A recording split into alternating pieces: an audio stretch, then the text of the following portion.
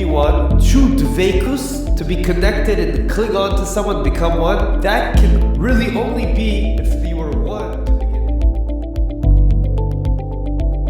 Wherever you get your podcasts from, or our own website, prismoftorah.org. This is the Prism of Torah with Rabbi Asaf Aaron Prisman.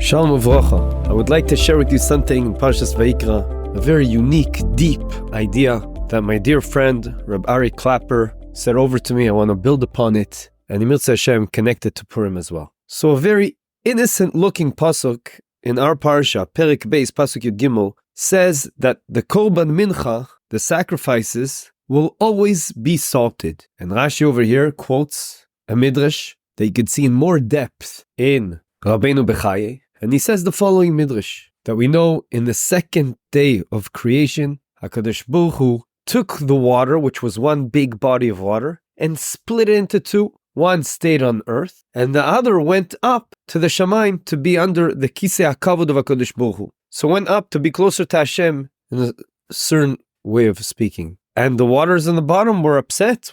How come we don't deserve to get closer to Hashem? We also want to go up. So HaKadosh Baruch Hu said to them, don't worry, you'll eventually go up. How? So it's a special covenant because most of the water in the world is salt water. So we view water as water and salt. And hence, both will go on the Mizbeach, on the altar, and will go up to Hashem. The salt is based on our Parsha, that it says these korbanos, these sacrifices will always have to be salted. So the salt goes on the Mizbeach and will go up to HaKadosh Baruch Hu and reunite with the waters that already went up. And the water is the famous Nisuch HaMayim that we put on Sukkah's water on the Mizbeach, and that goes up to Hashem. And this way, HaKadosh Baruch Hu appeased the water that stayed on the bottom. The interesting question that one can ask, we know that the aspect of the water going up, which is called the Nisuch HaMayim on Sukkos, that involves an extreme amount of Simcha. Ad kedei kach, the Chazal tell us, whoever didn't see such a Simcha in his life doesn't know what true Simcha is. That is an unbelievable extreme peak of Simcha when we do this idea of the water going onto the Mizbeach, Nisuch HaMayim. Ad kedei kach, that was the reason that we have Simcha Beis HaShoeva, the famous Simcha when we shoev, we take the wine that we're going to do Nisuch HaMayim with.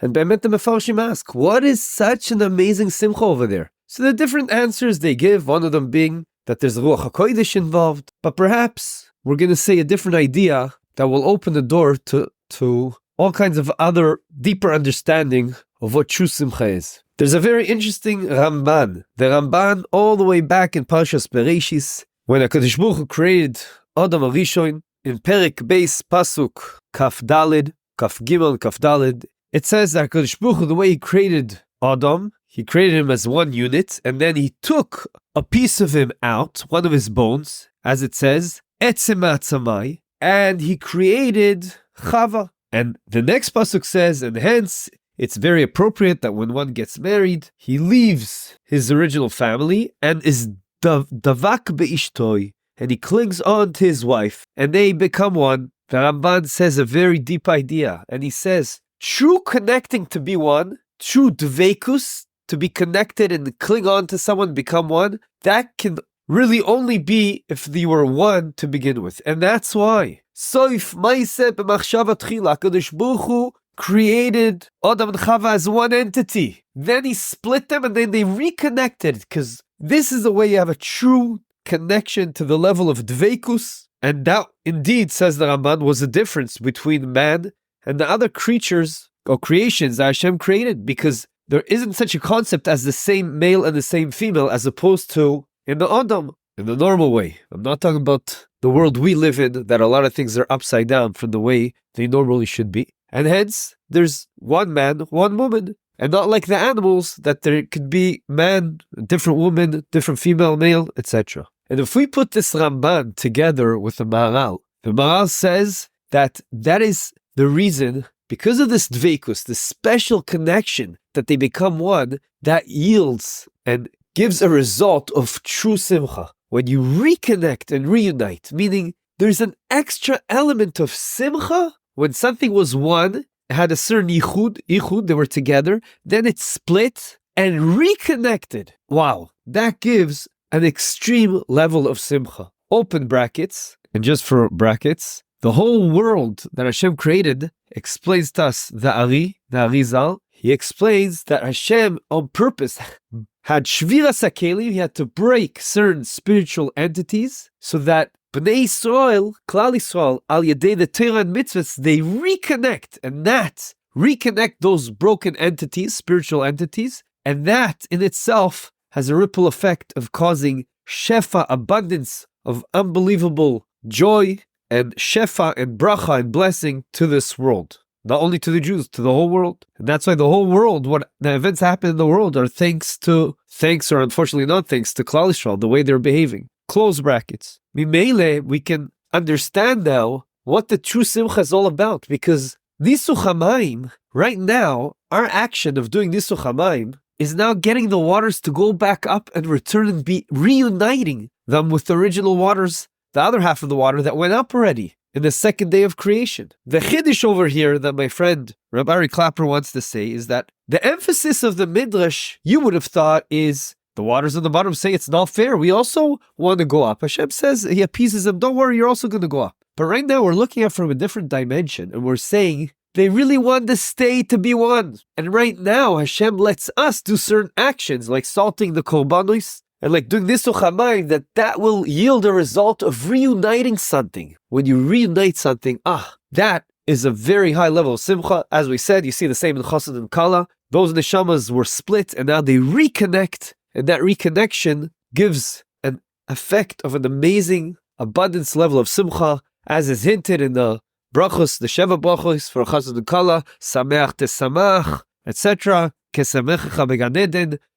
Everything is words of joy and happiness, and everything in our world is like that. When you reconnect, it creates a very unique and enhanced level of Simcha. Now you can really enhance this Nakuda and say, obviously there's a Simcha when people stam unite together. But this idea of being disconnected and then reconnect, wow, that brings a certain level of Simcha that's even more to an extreme. And even if they were never connected, but they still connect now, it could be that in the spiritual DNA, they were meant to be together. So it's as if they're reconnecting as well. Al kol panim, maybe that's the answer to the famous question, how can it be the Chazal tell us that b'makom shebalei tshuva omdim, people that came back to Hashem and became more spiritual, closer to Hashem, from a certain perspective, they're on a higher level than tzaddikim gmurim, people that were close to Hashem all their lives. Logically speaking, that's very hard to fathom. But based on what we're saying, you can understand that someone that's disconnected from HaKadosh Baruch Hu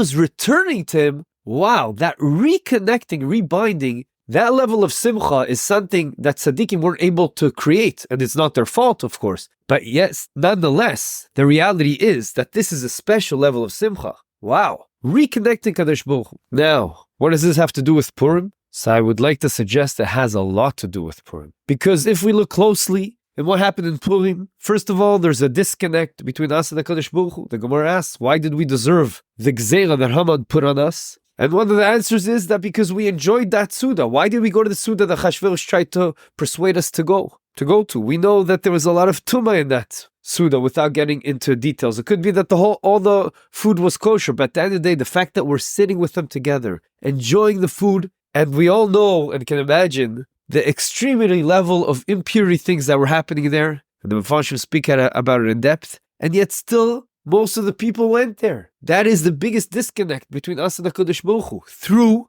going to that Seudah, that feast, together with the Goyim, drinking wine, eating meat, even with the best hechsherim, it doesn't matter. That was disconnect number one. There was also disconnect between Yiddish and themselves, as Haman saying, Lashon Hara, Achashverosh says, you don't have to be scared of the Jews, they're all disconnected. Am mifurad. They're disconnected, they're not really connected one another. But perhaps that is exactly the reason that Purim is associated with an extreme level of Simcha. As it says, Yemei Simcha Nishte, there's going to be a Suda, there's going to be drinking. That's the mitzvahs we have. And it seems like there's a correlation between this idea of Simcha and the Suda we're having. And based on what we're saying, everything's amazing. Why? Because what happened in Purim we reconnected. We reconnected to HaKadosh Baruch Hu in the Torah, as it says, as Chazal tell us in the Darshan for the Megillah, Chazru v'kiimua v'kiblua me'ava. We returned to Hashem and we reaccepted the Torah, this time from us wanting the Torah out of love. And not like HaKadosh Baruch Hu did at the beginning, in the Torah Sheba'al Peh, Hashem kafa aleim har kigigis. He forced us to connect to the Torah Sheba'al Peh, because it was hard for us. But now that we appreciated the Torah, we appreciated HaKadosh Baruch Hu, we reconnected. And there is no better reconnection than reconnecting to HaKadosh Baruch Hu. Wow, that's an extreme level of Simcha, like we're supposed to have in Purim. More than that, Chazal saw it in their eyes, in their amazing wisdom, that Dafka on Purim we have all these mitzvahs to do with Ben Adam Lechaveroi, to reconnect again, to relive the light, the spirit of Purim, to have this idea of giving Matanus Lav Yoinim, helping the poor people out. We reconnect. And Mishloach Manois, we have a mitzvah to reconnect again, to give to our fellow Jew. And the Suda, the same thing that we used and we went to, the Suda, to disconnect from Hashem, created disconnecting. Now we're using that same thing and we're metaking that, and we're actually doing the Suda to reconnect HaKadosh Baruch Hu. It's all to do the mitzvah, and we drink wine to reconnect HaKadosh Baruch Hu. So you see how many reconnections there are in the day of Purim. There was reconnection between the Yid and his fellow Jew,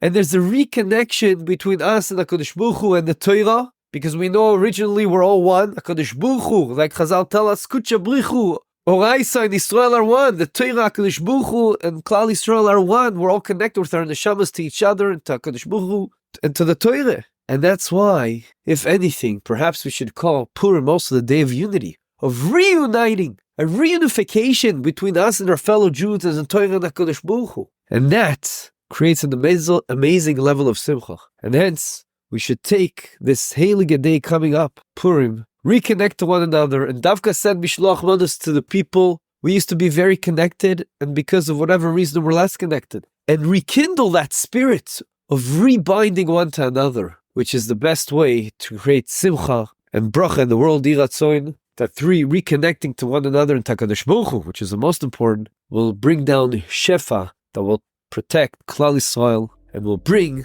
Mashiach Tzidkenu b'mehira v'yameinu. Amen v'amen. This concludes another episode of the Prism of Torah. Thank you for tuning in today. We hope you enjoyed it and learned something valuable. If you did, please subscribe to the podcast and give a 5-star rating.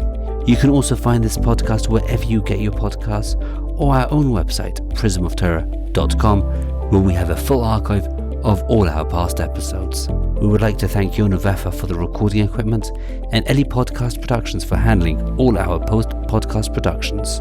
Join us next week for another enlightening conversation on the Prism of Torah.